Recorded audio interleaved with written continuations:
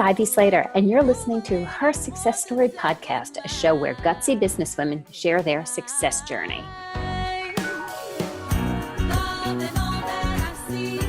Hello, everyone, and welcome to today's episode of Her Success Story. This is one of my favorite times of year. This is the time of year that every year we host a series called about nonprofits. Why is this important to me? And I hope it enlightens many others. Is this time of year is about giving and receiving. And the way we can give is we can learn more about the organizations out there that are making a difference in all parts of the world. I think this year it's more important than ever to enlighten ourselves, see the difference that companies are making, foundations are making, nonprofits are making, social impact organizations are making, and join in sharing their missions forward. So today, I have the pleasure of talking with Kinney Meyers. Jane is the founder and president of the Lubuto Library Partners. She's a professional librarian with over 40 years experience working and living in Africa, consulting, teaching, and working with scores of libraries throughout the continent and participating in the formulation of the national information policies of Malawi and Zambia.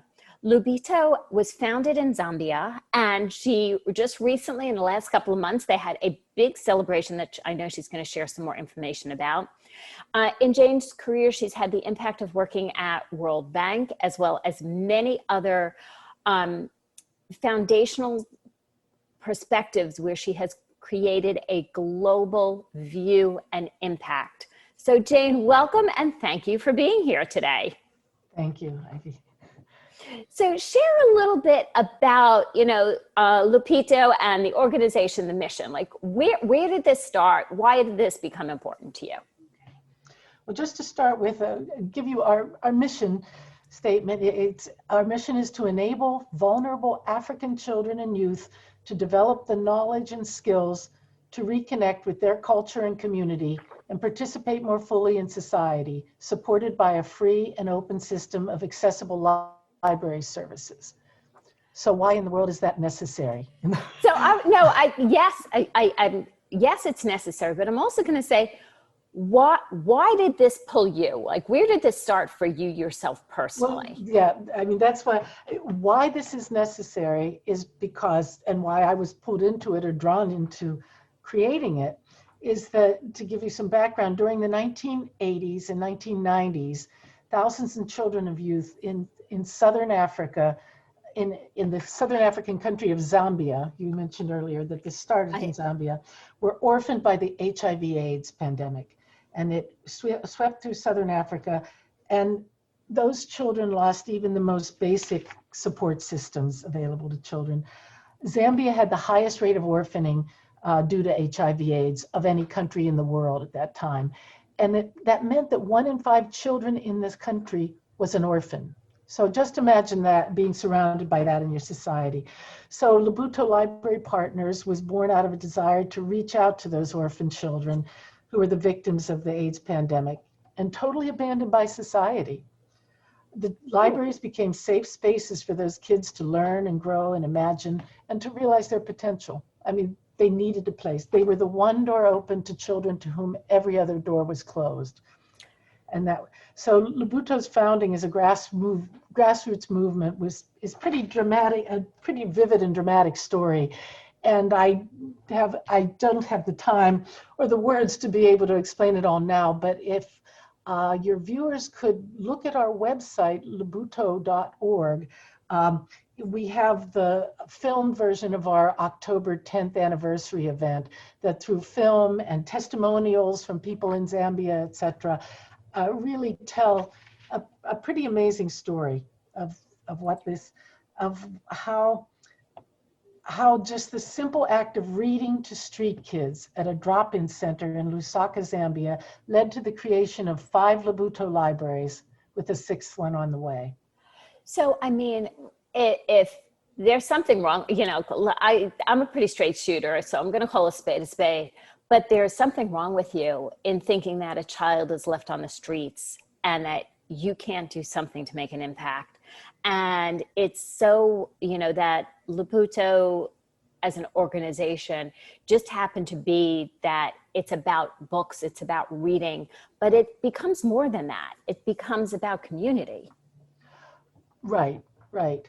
And I will say, I was surrounded by people who were concerned about the children on the streets, but they didn't know what to do for them. You could give them some money, you could buy them a meal here and there, but it was actually literally just beginning to read to them that eventually resulted in so many other people joining in because we provided a way to connect. And so it's the connection in the community and showing that children are, you're not just throwing money at them, but you're worth their time to literally sit down and work with them. So I think that's huge. I think what you're saying is huge, that it's not just about throwing the money. It's about giving somebody a few minutes of your time that changes their life. That's right. It's recognizing their humanity and their importance, that, they see other people out there in society that are interacting with each other and they don't even see them. And so it's really seeing and helping and reading out to them. But these libraries, they are deeply rooted in the local context, and they offer really wonderful collections of well-chosen books and technology, but they also serve as safe havens. And they come to play central roles in the lives of these young people in their communities. And it's the programming that they offer too, in not just education, but so tell me a little bit about that, because I think of a library, and I think about a library today of going in and borrowing a book, going in and doing research. I remember when I was a kid, I'll say back in the olden days when I was a kid, if we wanted information, if I wanted to do something, I would go to the library and research, and very often write a letter somewhere to receive the information. This was way before internet and Google. But today, when you're talking about other things, other programming, what is Libido? What else are they doing other than reading with the kids? What is this development about? Well, I mean, basically, a good library is going to respond to the needs of its community. So if we just read to children, first of all, children wouldn't come flocking to these libraries to the tune of 2,500 visits a week. Oh, wow. 2,500 visits a week. They're not clamoring necessarily to just all come in and read books or use computers. It's all of the programming in psychosocial support and mentoring, self-expression through music, art, drama, and many other activities. We have a 3 times a week sign language story time for deaf children that just grew out of the simple fact of putting a poster of the Zambian sign language up in a library, and one kid saw it and they went out into the community and suddenly everyone was there and community volunteers came in to run it. But, we've had programs for adolescent girls, for young mothers, this whole idea has really challenged narrow perceptions of what a library can be. Mm-hmm. And I think that, when people think about a library, even in this country, I don't think people necessarily realize the whole range of things that libraries are able to do because they know the community so well. But that certainly hasn't happened in Africa before. And so that's... So I'm going to say I like the way you're positioning and talking about challenging perceptions, because I think sometimes we challenge our perceptions of when we think about a role of a nonprofit versus business. Where are, in running Lupito for what year? How long has how long has Lupito's been around now? We just celebrated 2020 was our 15th anniversary of being founded as an organization, but it really had its roots at least 5 or 6 years earlier. I mean, it was during that period of time, building up to when we actually became a formal organization. So right, and you said it was a grassroots start. So it was grassroots for about 5 to 6 years, and it officially founded 15 years ago. This is a huge celebration, but what do you see in the difference of, nonprofits and business? Are there similarities? Are there differences? Do we scratch, where do we scratch our heads here? Okay, well, the similarities are actually, there's maybe one big difference that I'll address at the end. But beyond that, the similarities are huge. Establishing a nonprofit requires similar entrepreneurial and leadership traits and skills, as well as determination and dedication to the very, very hard work necessary to grow an organization that has a wide and genuine impact. And obviously, this requires the full range of skills you would associate with starting a successful for-profit company, including marketing, product development, and human resources management. But the big difference is that profit part of nonprofit. Measuring and communicating to supporters the return on their investment in our work, it can be challenging, as well as quantifying our value added where there are no profits to be measured. So, there are other ways to do that, to substitute for profits, but I think that really is the fundamental difference. All the skills needed right are pretty much the same. And it was interesting because, before we jumped on, we were just, chatting, as I love to just chat with my guests, and I love to learn. And one thing that you were sharing, Jane, is in raising awareness, not that we don't look at wanting to raise capital to make a difference, and the importance of donors and raising funds, but there's donors that are not always about donating money. So can you share a little bit about in people looking at nonprofits, we say, oh, that looks really good, but I really don't have the extra money right now to give. But there's other ways to give. And how can people be more aware of how we can all support in the nonprofit world? Well, just stepping back, I will say that even our major financial donors who have great resources to give, not a single one of them wants to stop at that. They all want to be involved and get involved with different aspects of our work. Our first major donor was someone who was a central person in the children's book world, and she connected us with all of the authors and publishers and others to help us build our collections. And other various sort of major donors. There's nothing wrong with giving money. No, so absolutely not. I think there's a whole giving money is really good. But I think it's interesting to those people who don't necessarily have deep pockets at the moment or whatever to share, that even those people that do have that want to do more and want to get more involved. And so absolutely, we, first of all, just sort of helping us grow our base of donors, of people who are supporters.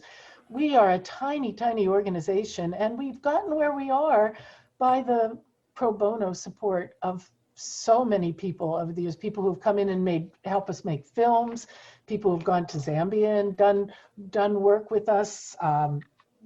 There are, and helping establish some of our programs, and of course, helping us, volunteering skills in communications, marketing, and fundraising are just really essential. A friend of mine, a long-term friend of mine from the years we lived in Zambia, who is a very successful Zambian businessman, sort of saw me showing up every year with groups of people from here and there, photographers, this and that. And he looked at me and he said, you get a lot of people to do things for free for you, don't you? Because as a sort of a standard businessman, he didn't understand that. And I just said that I thought that had to do with that leadership skill that we find so important in profit and nonprofit sectors. But it's true. There are, we would be nowhere without the volunteer pro bono skills of many talented people. And I think you're touching on something really impactful of looking at the leadership skills in nonprofit world, and how amazing nonprofit leaders have the ability and do it so eloquently to communicate their mission that rallies, people around saying, well, I might not have this amount to give, but I can give this. And or this is such, you know, if we could educate children, we're changing the world. And if I can do something for a library anywhere around the world that impacts kids, because I mean, like here is my personal thing, is the more we educate our younger generation, the more our young people are educated, is where our world will change, and change all for the better. That there's tons of ways to get involved, but the key is to ask, you know, and share the skill sets that you have, or not even you're sure if this would be helpful, but reach out and ask. Right. You know, I mean, and that's why the library, this concept of a library, again, sort of breaking people's stereotypes of what that means, it can be, and in our case, I think it is such a very broad platform for engagement. It is really a way to connect people who want to help these children, and they could bring so many different kinds of talents. That's kind of how all of this programming, you know, came to be. When we talked about advocating for children's rights, you know, there were some lawyers out there who were very, very interested in trying to help girls realize their rights, for example. I think there's almost no one who has really good talents to offer that we can't plug them into a profitable way, particularly because the organization's growing so much that going into new directions, we need new skills all the time. And so it is, yeah, just a question of communicating that. And a challenge of communicating something from so far away, to communicate, helping people who have maybe never set foot in Africa, even just sort of imagine what that is. And that's why film and, you know, various other ways of trying to get that message out are really important to us. Well, I think I can't help but ask, you know, we're this year of 2020. I know I've spent in the last few years many, many, many days and hours on planes all around the globe, for a lot of business as well as a lot of personal pleasure, a lot of things that are important to me and near and dear to my heart. In this world that's going on right now, where travel is, we might not be jumping on a plane to Zambia tomorrow, although I'd like to, by the way. Just saying. And you could kind of, you know, put me on that list in the future. Maybe not tomorrow, but the day after. Exactly. And yes, listeners, I know what I just said out there in the universe. And I could probably rally a bunch of colleagues to do this trip together. In that way, though, what are the challenges this year, and how are you navigating it?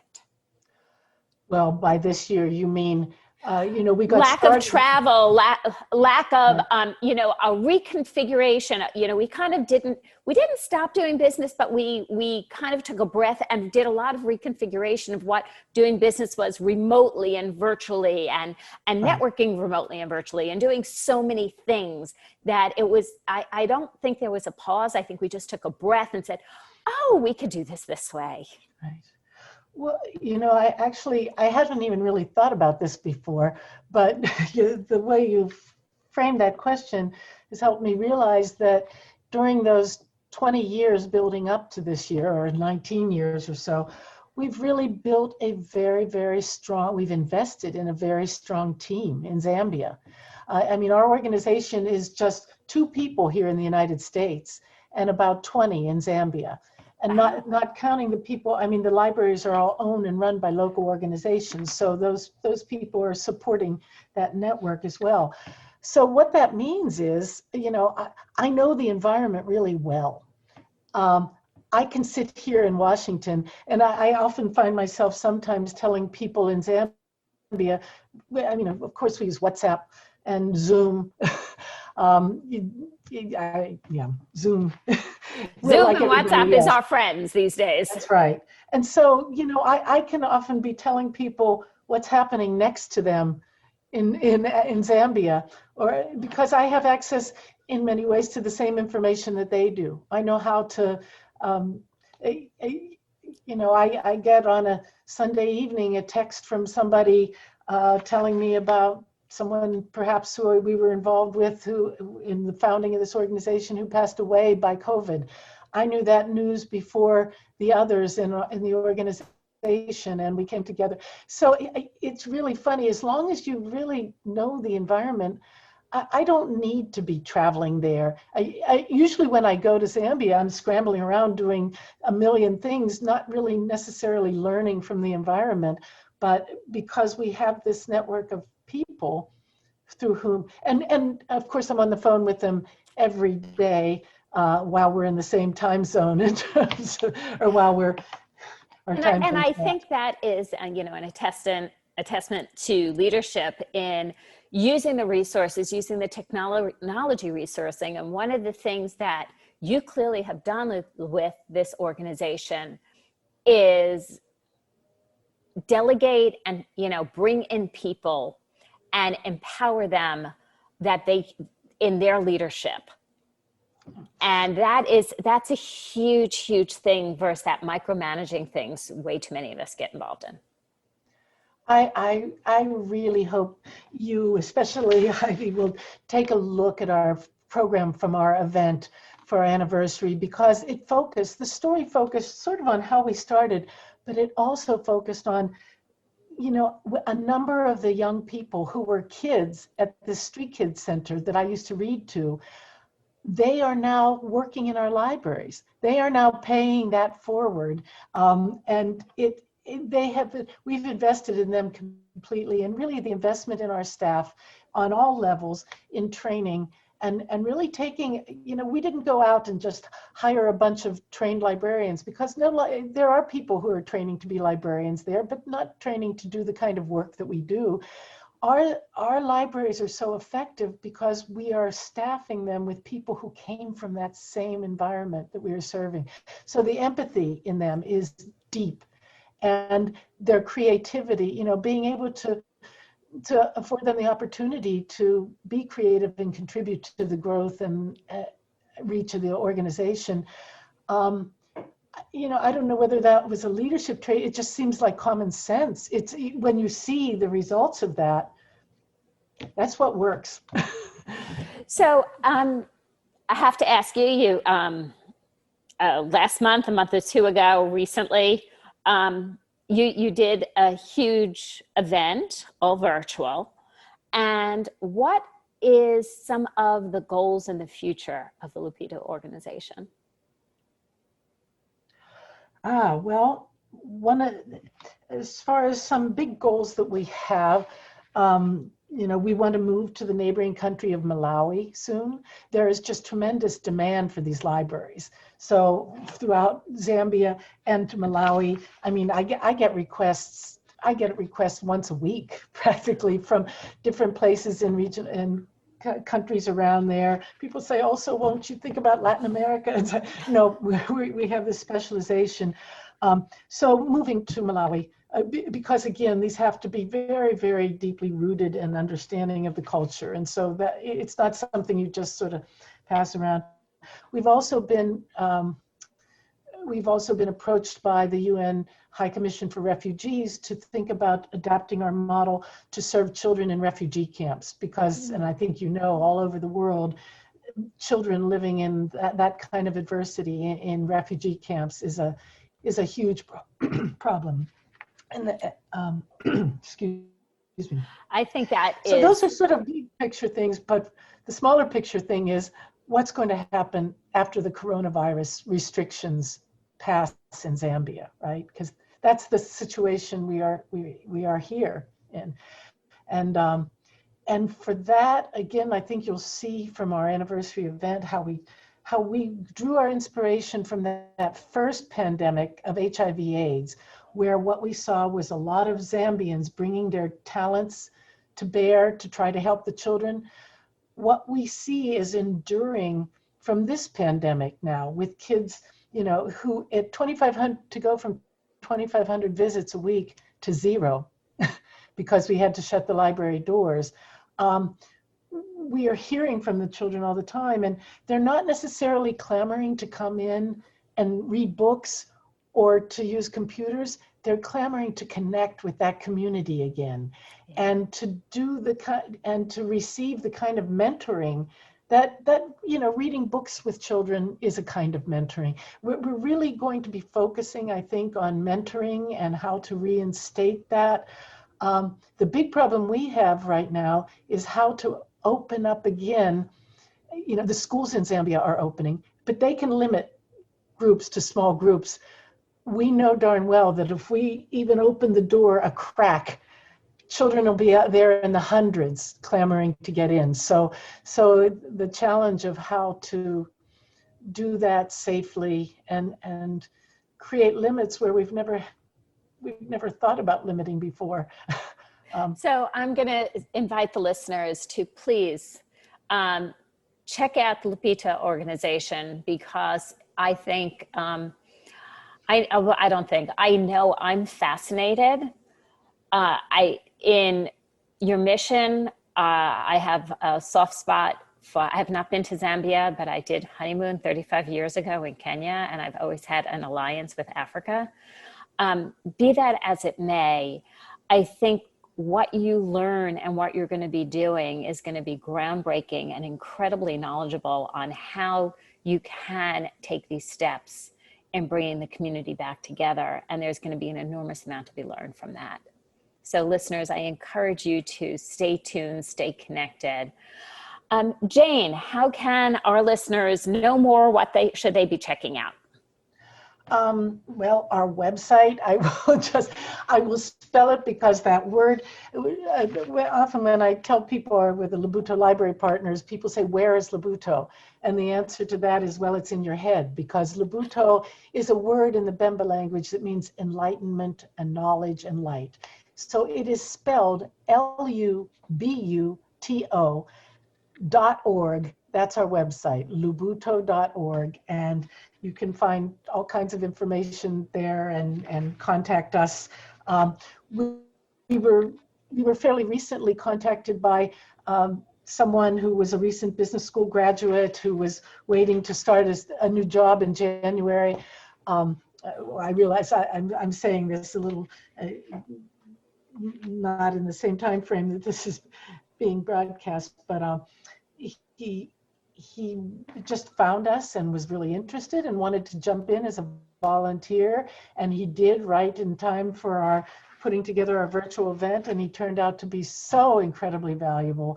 And he himself, in working with the information and learning about this, just became so hooked on Lubuto that we've just asked him to join our board of directors.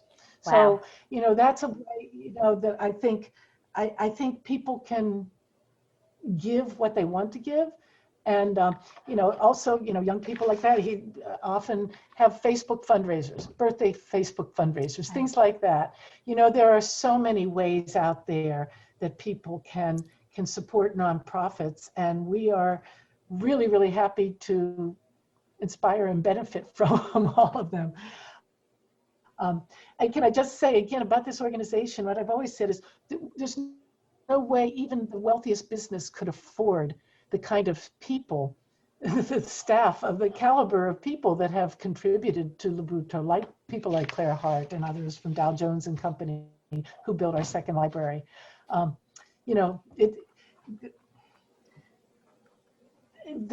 That help is something money can't buy, I guess. Yeah, the human capital is as much, if not more, of a difference than any other capital out there.